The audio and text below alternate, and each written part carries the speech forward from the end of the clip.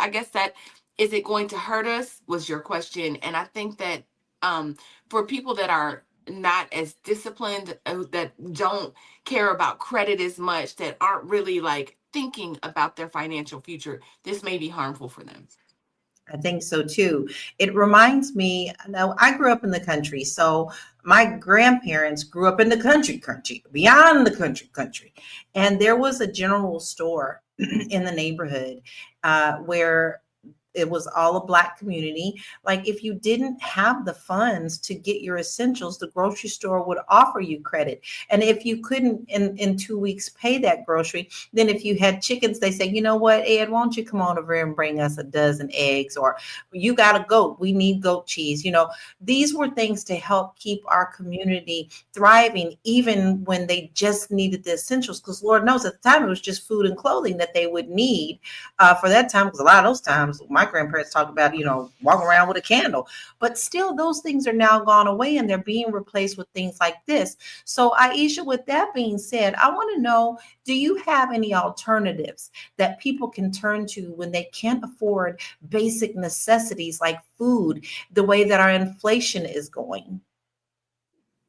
Yeah, I almost want to tear up just thinking about, what the way you just described how things used to be, right? It's almost like, well, where did that go? And I think we've bought into the culture that we know is not our culture, and it's hurting us, right? The culture of, okay, I'm going to be independent, I'll do whatever I want, and not having an intact family.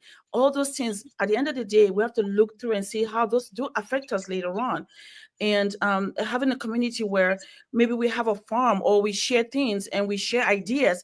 Instead, we're always going out, so nobody's there to hold everybody together, and this affects us even in our basic need of feeding, just Mm. eating, because again, we keep going outward, not looking within each other, like you just described. Okay, I come to the grocery store, I bought these items, but I want to, maybe you have goats or you have milk, we can share that way. The basic necessities we don't have to struggle for. We already have enough to worry about. So why the basic stuff? So how can we help each other now in today's world and community? I think the best thing we can do is leverage each other.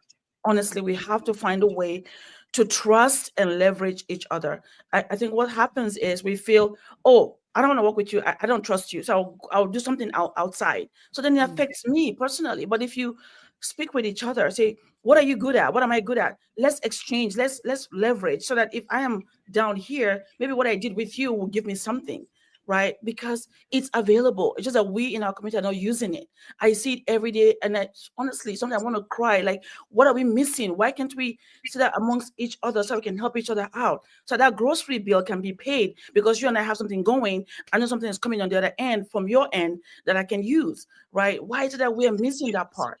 And that's the only way I think we can do is leverage each other, our strengths, and find how we can work together so we can passively make things that we don't have to be the one every time doing everything.